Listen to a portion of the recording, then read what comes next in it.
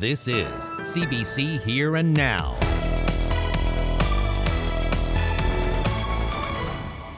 We would probably be able to produce our cider at a cheaper retail rate. The owner of a cider company says the NLC is unfair to his business compared to craft breweries, why the Newfoundland Cider Company is asking to be treated fairly. A new life for some old bags. I found a lot more than I bargained for. Coming up on Here and Now. Good evening and welcome to Here and Now. I'm Carolyn Stokes. Well, what a spectacular May 24th long weekend it's been for many people in this province. Just have a look at this. Bannerman Park in St. John's today was blocked, just chinched with people out relaxing and sunbathing, out for a little stroll. Downtown St. John's was also very busy. Lots of people out for a walk along Water Street, and also the trail around Kitty Vitty Lake was a popular destination to enjoy the summer-like weather. We so often brace for the possibility of cold temperatures, rain, or even snow on this long weekend, but not this year.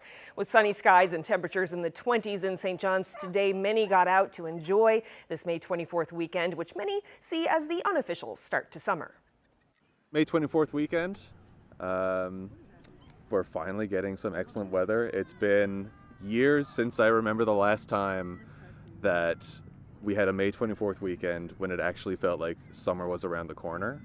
I remember every other one being either snowy or just wet and cold and unpleasant. But this is a nice change. Lots of people around.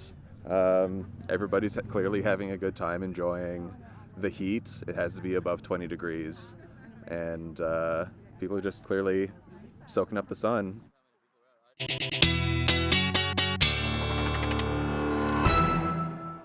Yes, it really seemed like everyone and their dog was out today enjoying all of that sunshine and pretty epic May 24th weekend weather-wise, I would say. So let's have a look at how we measured up compared to the rest of North America in terms of temperatures. 23 degrees in St. John's, and it looks like we bet out much of Canada today, on par there with New York City, but otherwise looking pretty good, I would say. Zeroing in on the province, 23 in St. John's, so that was the hot spot in the province today, although Bonavista, Deer Lake got up to 18 degrees today, and mostly single digits you can see there in Labrador today. So how are things looking right now? Current temperatures in St. John's, 21 degrees, so still pretty warm out there, although it's pretty gusty with winds gusting up to almost 70 kilometers an hour. That's going to stay that way throughout the night, and we do have some showers coming through. Also, the potential for some thunder showers tonight. I'll get into those details coming up. Well, a Paradise man is giving new life to old reusable bags that are littering roadways on the Avalon Peninsula. As Mark Quinn reports, it's bringing new meaning to the words reduce, reuse, and recycle. They migrate here on the wind, most likely escapees from trunks and back seats of vehicles parked at nearby shopping centres. So I noticed specifically here in this area along Pitts and Galway that there was a lot of reusable bags. So garbage, but specific garbage, and garbage that can be reused. Seeing them by the hundreds gave junior high school teacher Chesley West an idea. I found a lot more than I bargained for. Probably someone would say I was left holding the bag. I expected to find dozens. I found so far hundreds, and you can probably see behind me here in a second, there are literally hundreds more to collect. And he found that most of them are in fairly good shape, so he took them home and washed them. There is definitely a value on these bags, and to see them just here breaking down over time is both a loss to the environment from the clutter that it's causing and the pollution, and also a loss to people's pockets. So there is literally thousands of dollars worth of reusable bags here. West says there are more than enough to go around, and he has some tips for anyone who wants to help him rescue bags that can continue to be useful. Yes, absolutely. Be careful. Be seen when you're out here. Wear gloves because, as I said, they're dirty and sometimes there's broken glass about. That's a bit of advice. Apart from that, I would say when you're anywhere in this part of the world, hang on tight to your bags when you open your car door, save your money and save the environment. Chesley West says he's in the process of contacting community groups like food banks who might be able to reuse bags like this. Mark Quinn, CBC News, St. John's. Royal Newfoundland Constabulary says officers responded to a report of a gunshot outside a house in Paradise early Saturday morning.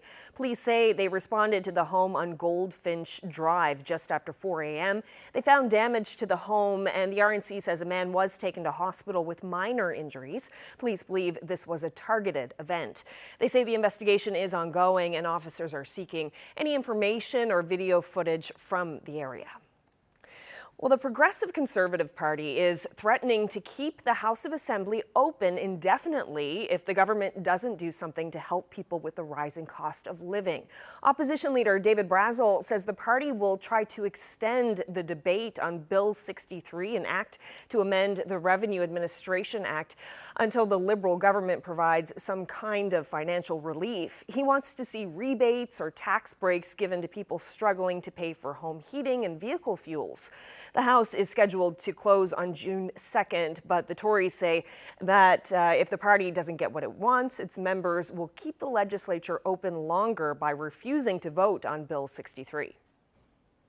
The minute they introduce that bill, unless we get some discussion around what government are offering to help the people of Newfoundland and Labrador, the PC party, and I would hope the other members of the opposition, would also stand firm on not giving that bill until something's offered to offset the increased cost of living and the impact it's having on the people of this province. Now, the House of Assembly is currently closed until May 30th to give MHAs time in their districts with constituents. Well, visitor restrictions are in place at a St. John's long-term care home because of a gastrointestinal illness. The units affected are at St. Patrick's Mercy Home, Units 3 North-South and Units 3 East-West. Eastern Health is asking the public to stay away for now, but if a visit is necessary, it will be limited to one designated person per resident. Immediate family members should contact the home directly for more information, and the health authority is asking people not to visit any healthcare facility if they feel sick or are experiencing flu-like or gastrointestinal symptoms. Well, St. John's Hospital marked its 100th year in operation this weekend. St. Clare's Mercy Hospital was opened in 1922 by the Sisters of Mercy. Over the years, the Roman Catholic religious order was the first to use many new programs, including pastoral care, hospital accreditation, and social work. In 1939, the St. Clare School of Nursing was started, and it was recognized as a teaching hospital in 1968. The first palliative care unit east of Montreal was created in the hospital in 1971. The head of Eastern Health says healthcare has undergone tremendous changes over the last century, and throughout that time, the Sisters of Mercy played an integral role in shaping how healthcare services have been delivered in this province. Today, there are almost 500 staff and healthcare professionals at that hospital. And later on Here and Now, we'll present a documentary that looks at the impact of the Sisters of Mercy as told by some of the former students of the convent's girls' school. That's in about 25 minutes. Well, with this weekend's warm weather, many people took to patios for a cold drink. One local producer of cider says provincial regulations are hurting his business and keeping prices high. Local beer producers get a 95% reduction in the commission paid to the NLC, but for local cider, they face higher fees and more restrictions about where they can sell. We visited the Newfoundland Cider Company near Clarenville today to find out more. This is cider that we harvested, or apples that we harvested in the fall. And local apples, we harvested apples from the Avalon and Bonavista and the Humber Valley areas. And so we've had them barrel aging here now ever since October.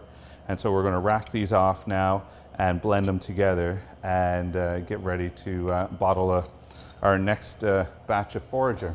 Well, we make loads of different kinds, really. We make traditional style ciders. We make barrel-aged ciders, a cider out of wild apples grown here locally in Newfoundland. We make botanical ciders where we go out and forage loads of different local botanicals. And we also make cider and fruit blend ciders. So really we make a wide variety. We would like to have a similar commission rate to the breweries. And we would also like to be able to sell it in kind of the same locations that the breweries are, because in the height of the pandemic, the breweries, they were able to sell to places like Marie's Mini Marts, and they were able to approach NLC Express stores direct, and these such places. But we weren't allowed to do that because our product is not allowed to be sold at Marie's Mini Marts or Urban Market. Even that would have been a lovely spot. So yeah, we would like the same kind of legislation, I guess you say, or regulations that they would have. Well, it seems that here in Newfoundland, our cider is put in the category with ready to drink. So we don't have a cider category as such. We're lumped in with coolers and breezers and those types of drinks. And I think that's why it's an old legislation, old law. What sort of difference would it make for you if you were treated like a brewery and you were able to get that 95% reduction on the commission that NLC takes? Oh, it would be really, it would be amazing really, because it means that we would have more cash flow, I guess you could say. We'd be able to lower our price on our products, because right now our product is a little bit more costly. But with a discount, we could actually sell it for a cheaper rate, more competitive. It's interesting that the wineries here, if they make a fruit-based wine out of local berries, they get a 95% discount off NLC commissions as well. And then the breweries, they get their 95% discount, but they also get it on, I believe it's 100,000 liters. They get that discount on 100,000 liters, whereas we only get it on 10,000 liters. So I don't know why they decided to go with two different levels there, but it'd be nice to have that kind of equalness as well, Well, in a statement to CBC News, the NLC says they are now in the process of reviewing how they handle local breweries, including cideries. They say that review is expected to be completed by the end of June. Well, now to some sports news. The Newfoundland Growlers hockey team lost Game 2 of the ECHL Eastern Conference Finals last night. The Florida Everglades scored 2 goals against the Growlers, this one on a power play and then their second goal on an empty net. Florida beat the Growlers 2-0 and now lead the series 2-0. The series now shifts back to Florida on Wednesday. Well, there's a lot that we can do a little bit better. I think our intensity can get a little bit higher. It seems like the boys are, they're just not at the same level as they were the previous round, and it can be a factor of, maybe a little bit of fatigue, but it doesn't seem like that. That might be, I don't want to make excuses by no means for the boys. And I think you got to give credit where credit's due, and Florida's been doing a fantastic job defending. I'm not going to say what our tactics are going to be for changing, but there's some things that we see as a staff that I think we can improve upon, and hopefully those little tweaks can help us.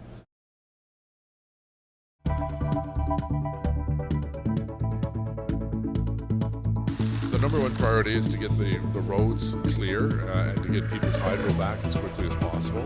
Well, still ahead tonight, the aftermath of a sudden storm this weekend in Ontario.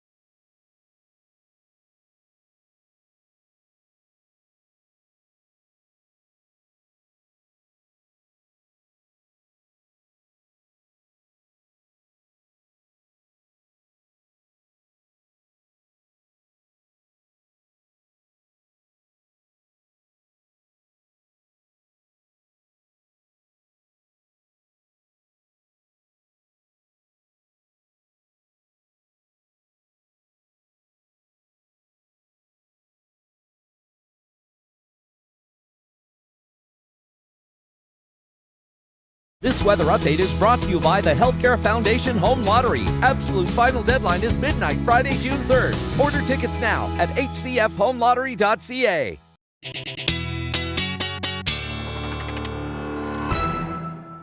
Well, time for a look at the weather forecast. I'm filling in for Ashley on this glorious holiday Monday. Let's start with a look at the current temperatures. Still sitting at 21 degrees in St. John's at this hour. Corner Brook, 8 degrees. Looking up through Labrador, mostly single digits, 7 degrees in Labrador City. So what is on the way? Well, we have a risk of thunder showers for much of the island tonight. That should start up early this evening, and for the rest of the week, temperatures looking at mostly low to mid-teens, so certainly not the same kind of temperatures that we saw today, and potentially a wet weekend. It's still really early to make that prediction, but that's how it's looking so far. So what do we have for tonight? We have this band of rain coming through. That's going to bring the thunder showers. Also, you can see in Labrador West, a chance for a few flurries this evening.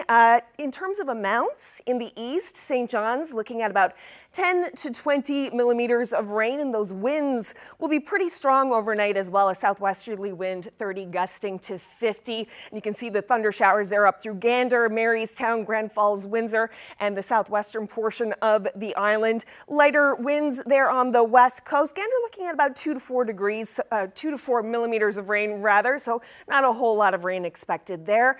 In Labrador, you can see this mix of snow and rain. Very small risk of that happening, very brief, could happen later on tonight, and chance of flurries for Lab West late this evening. So looking ahead to tomorrow, some cloud cover you could see in the east, some showers coming through in parts of Labrador, but mostly looking like a really nice day for the island. There is a risk of thunder showers, the winds staying strong, 30 gusting to 50 there. Temperatures quite different than what they were today. 10 degrees expected tomorrow, and it's cooler as you get out along the coast and warmer as you go inland, so keep that in mind as well. Marystown looking at 14 degrees with a mix of sun and cloud tomorrow. Gander, Grand Falls, Windsor, sun and cloud, 11 degrees. So yeah, really in that kind of mid-teens. On the west coast, just a beautiful sunshiny day expected tomorrow with really light northerly winds gusting up to 50 kilometers an hour, and in the Straits as well.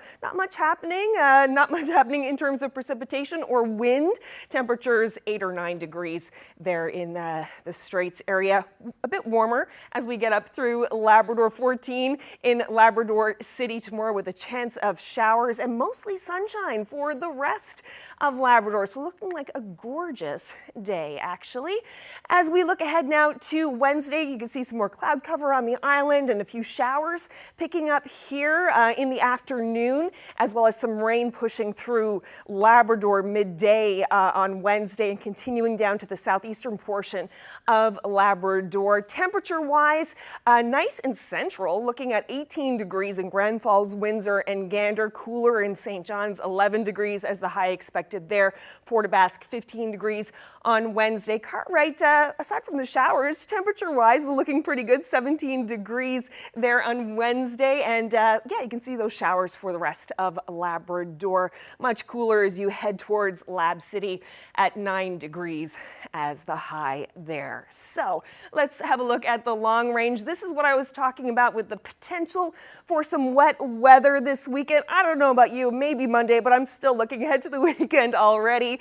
So it does look like we could see some showers and a little dip in temperatures as we start to head into the weekend. So looking at temperatures in the low to mid-teens as we get into Friday, 9 degrees there, but bumping up a bit there on Saturday with 15 degrees as the high with those showers. For Central, looking at quite a similar story. Rainy Friday, rainy Saturday, 16 degrees as the high there on Saturday. And the West Coast, similar sort of story. Looking at a lovely couple of days to come, but then that wet weather moving in as we hit the weekend. For Labrador, Labrador, looking at it clearing on Friday. A bit of cloud cover there, 10 degrees as the high, and also some rain happening there on Saturday, 11 degrees as the high. Western Labrador, more rain. It's good for the plants, right? It's good for the flowers. That's how I like to think about it. 9 degrees as the high on Saturday. So let's have a look at our weather photo of the day. My map was supposed to zoom in to show you that, but it skipped ahead. This is Merritt's Harbor near Twillingate. Beautiful shot of an iceberg up there. Here's another shot that Janelle Stockley sent us of the same iceberg. Just gorgeous. Thank you so much for that photo. Well, to some more weather news in Ontario. A major cleanup operation is underway after yesterday's severe thunderstorms in southern Ontario and Quebec. Power was knocked out for hundreds of thousands of people. Great confidence that Hydro will get those 179,000 numbers down significantly today, tomorrow. Hydro officials say the damage to transmission lines is extensive, and they're talking about a multi-day effort. The storms killed at least 10 people in Ontario and Quebec. And Saturday's storm was the first real test of a 4-year-old emergency alert system designed for extreme weather events. Rafi Boudjikanian explains. Jane Griffith's home lost power, but things could have been much worse. She was napping when the storm started. Right there, right where that window is. So that's really close. Yes. Yeah, very lucky. Well, you see where the break came. It could have just easily been there. She's used to hurricanes from her time living in the U.S., but Griffith says she's also used to a bit more of a heads up. There we always had like long warnings. You could evacuate days ahead of time. Residents here received an emergency warning on mobile phones at 3:18 in the afternoon, asking people to seek shelter. Earlier, it had gone out to other areas as the storm approached them. Put into place in 2018, it's controlled by Environment Canada and comes with this noise, more commonly associated with Amber Alerts. I heard sound. I really thought probably another young kids missing or like this kind of message. Minutes later, the wind and rain battered the Ottawa area. The nearby city of Clarence Rockland has declared a state of emergency, asking people to stay home due to the amount of debris. In Ottawa, officials have opened up community centers to help residents charge their phones and appliances while electricity's still out. The number one priority is to get the roads clear and to get people's hydro back as quickly as possible and to do it in a safe fashion, because obviously with trees coming down and live wires, we want people to be very, very careful. An effort that could still take several days, the city warns, asking people for patience. Rafi Boudjikanian, CBC News, Ottawa.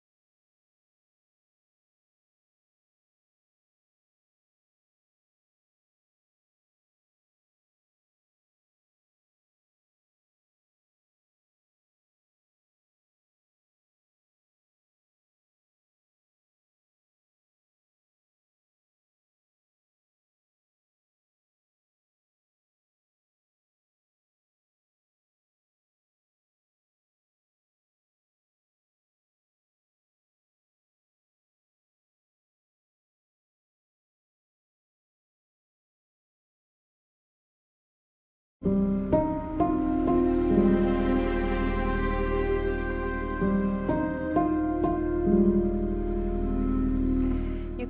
President Volodymyr Zelensky made calls for maximum sanctions against Russia in a video speech today to world leaders in Davos, Switzerland.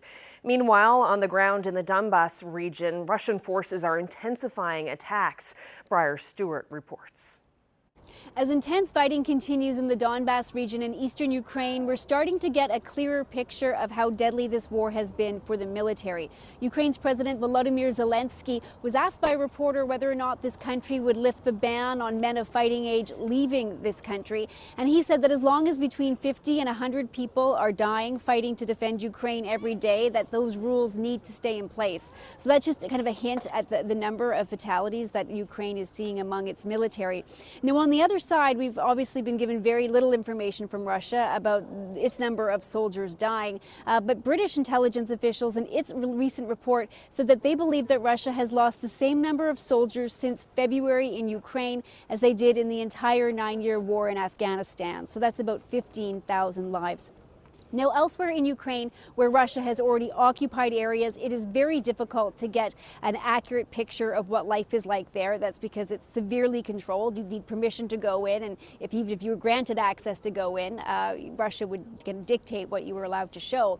But we went down to an area near the Kherson Oblast. It was occupied in the first days of the war, and since then, tens of thousands of people have left, including many by bicycle, who ridden over the front line. And they all speak about widespread food and medicine shortages, rural areas where there's no gas or electricity. And they all talk about a climate of fear, about Russian soldiers coming, checking their documents, looking at their phones, really kind of asking questions to see whether or not people support Russia's presence there. Say anything what Russia not like. And this is really dangerous. If we say you occupied us, soldier not happy, and say straight, you like I shoot you, you like I shoot all your family. Now today there's also a sentence for the first soldier to be convicted of war crimes in this war, Russian soldier. He's been sentenced to life in prison after he pleaded guilty last week. Briar Stewart, CBC News, Kiev. Well, some of the Ukrainians coming to Canada to flee the war are encountering roadblocks they didn't expect as they look for work. As Karen Pauls reports, advocates worry the delay is going to get longer. Every day, Helena Melik teaches courses online. Her students are from a university in Ukraine, and like her, the Russian invasion has scattered them around the world. I have to teach, and then I have to develop some materials, and I have to evaluate, and just to calm them down sometimes, you know, because they feel terrible. The university can't pay her right now. She's moved in with her son in Winnipeg and doesn't know when she'll return home. While she's here, she'd like to work. With her credentials, there should be plenty of opportunities. I was very glad to get this work permit, and then I read that there are several restrictions. The restrictions are the same for all Ukrainians coming here. They can't work in healthcare, childcare, or agriculture until they've had a medical exam. Normally, people do that before they come to Canada, but Ottawa's expedited visa process for Ukrainians removed that requirement. You can get the medical exam in Canada once you arrive, and once they do that, they have 90 days to complete the exam. But for many people, that can be a challenge. Each test can cost up to $350, and access is a problem. In Manitoba, there are only 20 physicians accredited by the IRCC to do these exams. 14 of them are in Winnipeg. And when they are done and submitted, the IRCC website shows it's taking 142 days to process. So in theory, people could be waiting 4.5 months to get a document reprinted and to be allowed to work in those spheres if there's a job offer. An IRCC spokesperson says Ukrainian work permits are being fast-tracked. The Manitoba government says it's working with Ottawa to streamline this process. As for Helena Melik, those new applications or reapplications would be treated with the same urgency. Well, that was not the case. I have been independent all my life. I have been keeping myself financially all my life, and so, of course, I would like to have a job. Karen Pauls, CBC News, Winnipeg. We're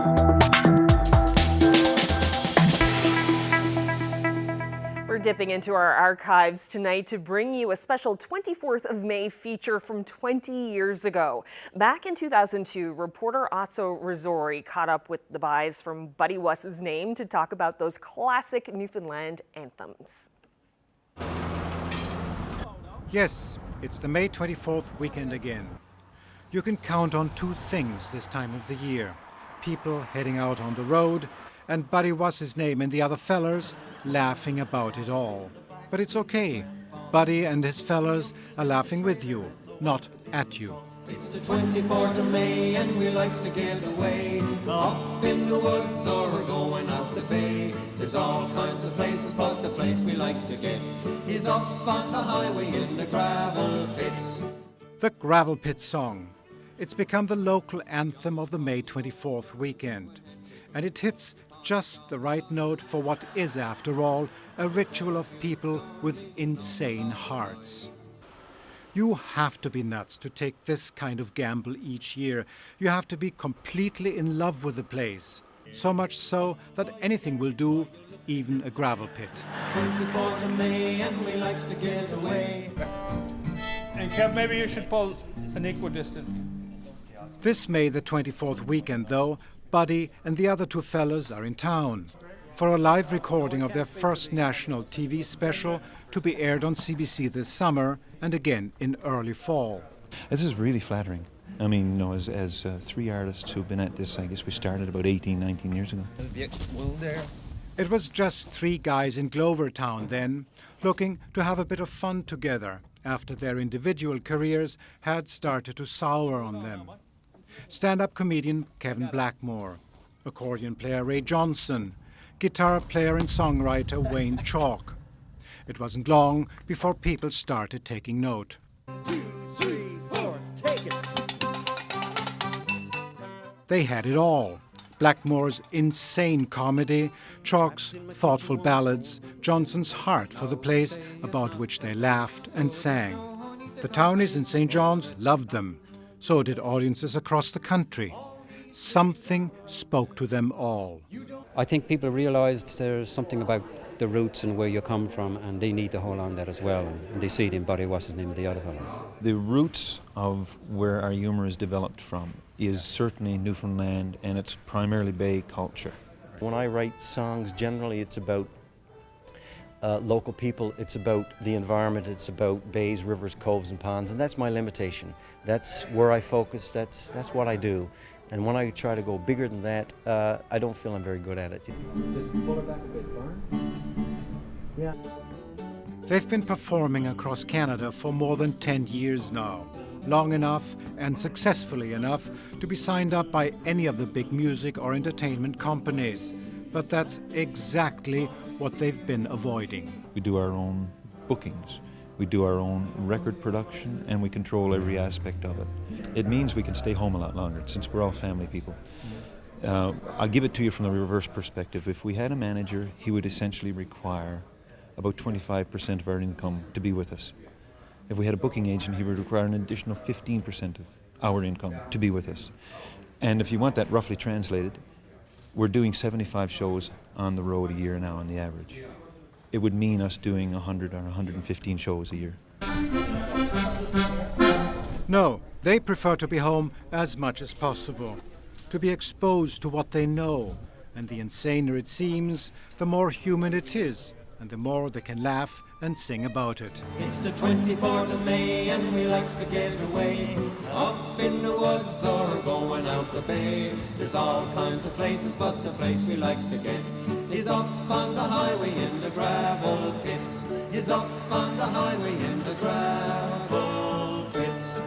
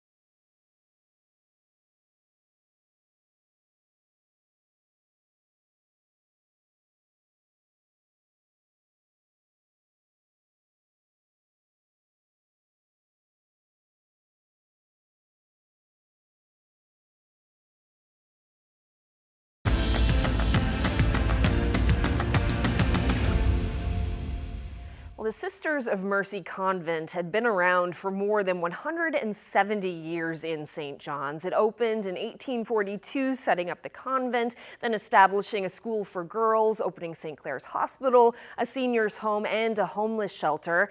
Tonight, we have a documentary looking at the impacts of the Sisters of Mercy as told by some of the former students, including Susan Quinn, the founder and artistic director of the Quintessential Vocal Ensemble. Her desire to pay tribute to Mercy led to this documentary with producer Roger Monder. I'm just going to put some chords to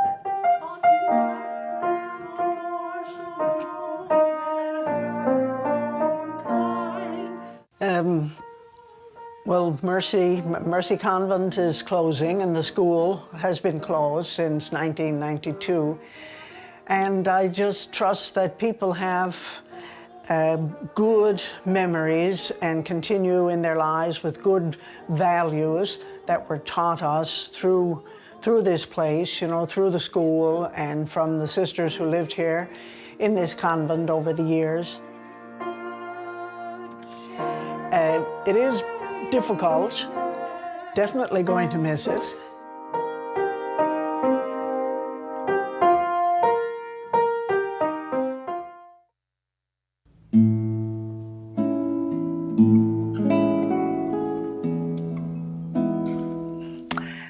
I'm Sister Rosemary Ryan. Music was a part of our lives growing up, and here at Mercy, we were all privileged to be able to have piano lessons, and it was taught during the school day. You were taken out of the classroom and for your music lesson, so it was just a part of us right from family and then certainly all up through school. I know religious life was highly valued, I think, in my family. My mother was educated through Mercy, and you know, the sisters always held high regard in her opinion. It was never verbally suggested to me, you know, but just, I don't know, it was just an inclination there that maybe I would like that type of life. And I finished grade 11 when I was 16, and you know, I entered then at 16. My brothers frequently say now, you know, you were only 16, you know. But anyway, that was the way it was then, you know. Most of us were 16, 17, 18. You know, school was meant to be enjoyed. We never came out of fear or anything like that. So I would like for, you know, any of the ex-students to remember that and to remember all of the extra things that were done.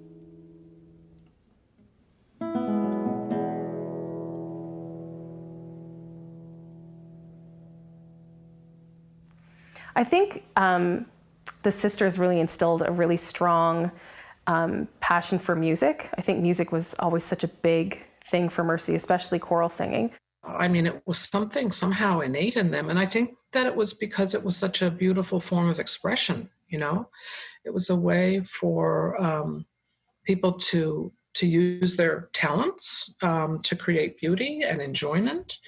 And it goes hand in hand, I think, with everything that they're about. Oh, we practiced a lot, and it was part of the curriculum. And the nice thing about it is we could get private music lessons for little or nothing. So anyone who had any kind of interest or talent certainly could, you know, could benefit from that. The chapel is right here. My music room is just behind this door. And this is where our instruments were every day. So I came into this room every single day. And I remembered it just being such an incredibly special place, but I wanted to see it as a grown adult because I hadn't seen this chapel since I was in grade 8. So of course, and this is like 4 weeks ago, of course I go into the chapel and I'm like, and I just went, you know, I clapped right away to see what the acoustics were like. And I turned to Sister Rosemary and I was like, I have to get in here and sing before these doors close. I always wanted to get QVE, one of my choirs, to get into that chapel and sing a cappella.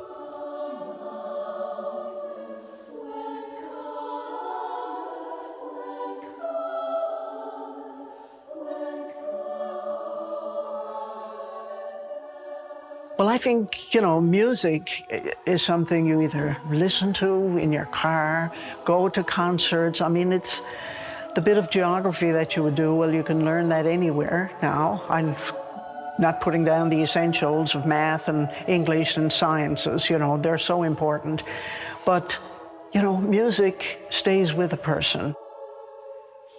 It can transport you into another world of beauty, but also into a world of emotional expression.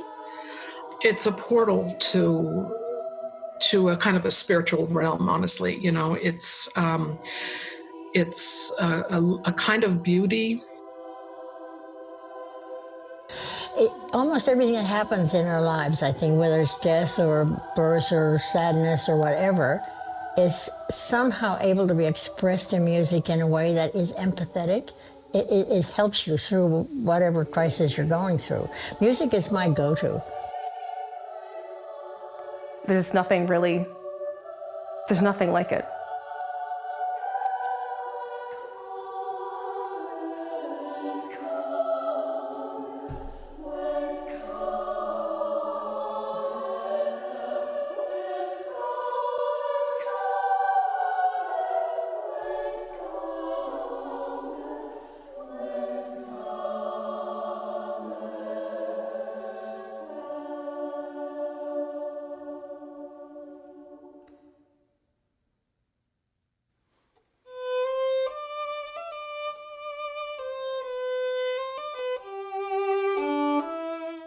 One thing about the arts is that it really helps people gain confidence, and I think that that's been a huge influence for a lot of people. You know, many people were very, very, very kind to me and treated me very well. You know, I went through a kind of golden era at Mercy. When I think about Mercy, I have very fond memories of it, and I guess maybe you probably found that quite common. I'm just proud of all these connections and generations of people, and I'm proud of how well I was treated here. We were so well-rounded and well-educated from an early age.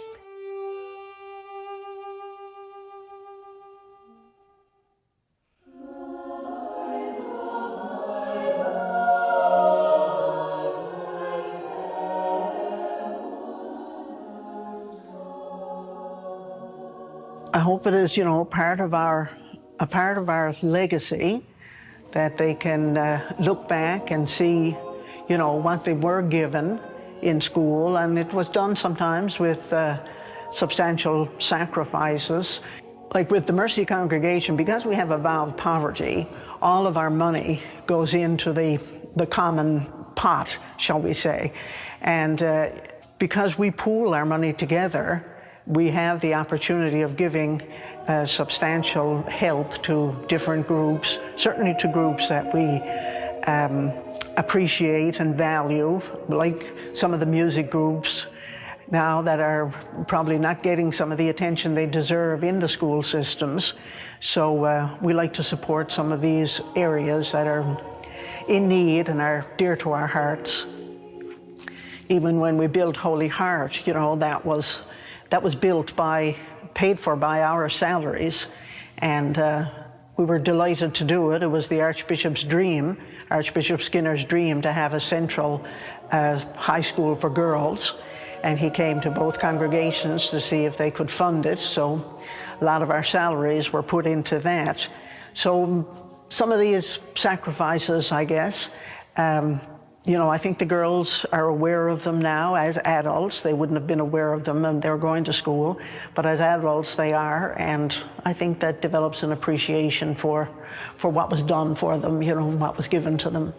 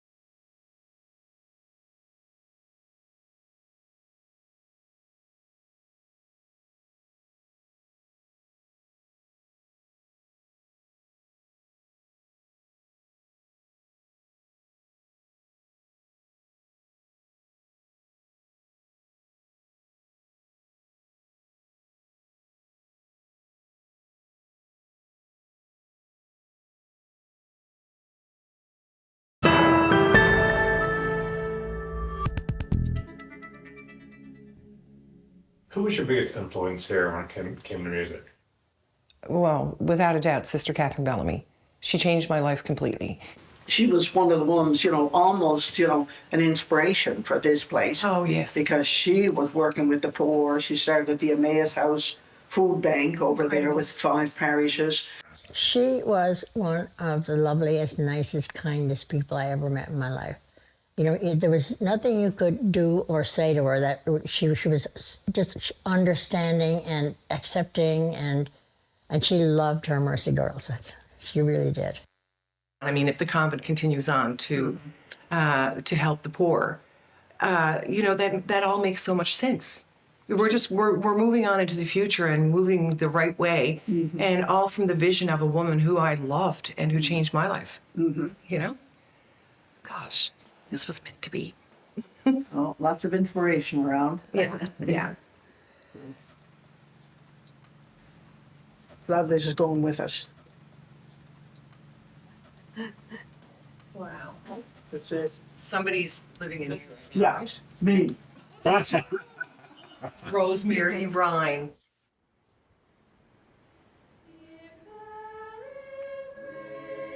This place was always known as our mother house. It's the very first convent that was on this side of the Atlantic. Mercy convents were in Ireland and England in 1842, but ours was the first on this side of the Atlantic. There were easily 50 of us here in the early 60s, and now there are 3 of us here. And when we look at it, there were 3 sisters that came out from Ireland, the 3 who came out in 1842, and here there are 3 of us left here in the house now, so we hope that we are as faithful as they were. The convent wouldn't be here only for their fidelity and that they could put up with the hardships way back in 1842, so hopefully we're continuing what they started. It's bittersweet in a way. It's bitter to know, you know, it would be going from our hands. But we do have dreams of it serving the more vulnerable in the future. We don't know how that will be, either for as low-income housing or in some way to serve the vulnerable. And we certainly think that our foundress, Catherine Macaulay, would be delighted with that. I'm very happy that the physical building is still there and still being used for what I would call a very socially important purpose as the gathering place. And, you know, that sort of eases the sadness of it.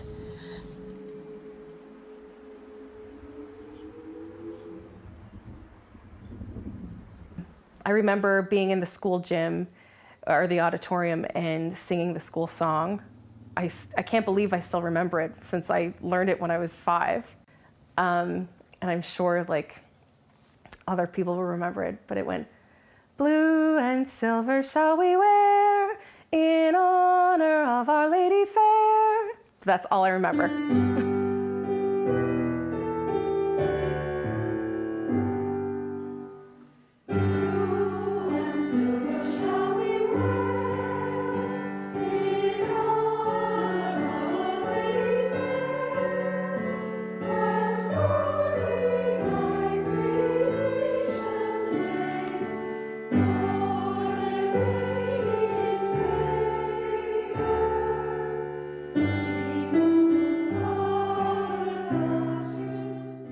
I worry about some of our young people who claim that they don't believe in God or, you know, they have no religion. I'm not talking about attending Mass all the time, you know, I'm just talking about having a spirituality, something that they can lean on and fall back on, because hard times come to everybody.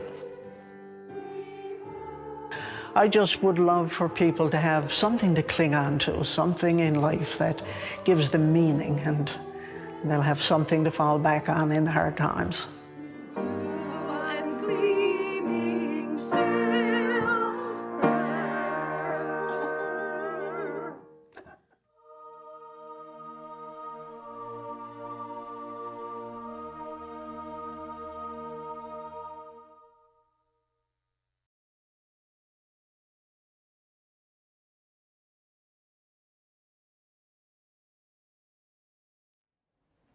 Beautiful piece of Newfoundland history. That was Mercy, a documentary about the Sisters of Mercy by Roger Maunder. That's it for us. Thank you so much for joining us. Have a lovely evening.